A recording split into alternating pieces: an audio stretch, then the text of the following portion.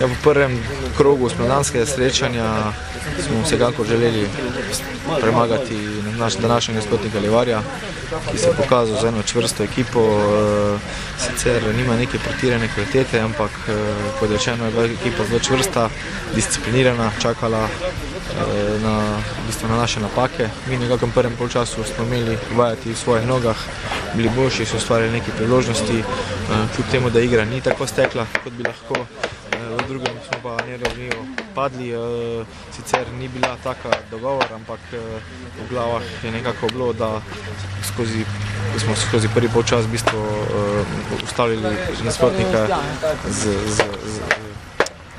pomočmi, so tudi drugim nekako to misli, nasprotnik je pa v drugem odigral veliko bolje, agresivneje, pritiskal na nas, v bistvu nas je prisilil napako in iz ene take napake, res v bistvu začetne smo dobili tudi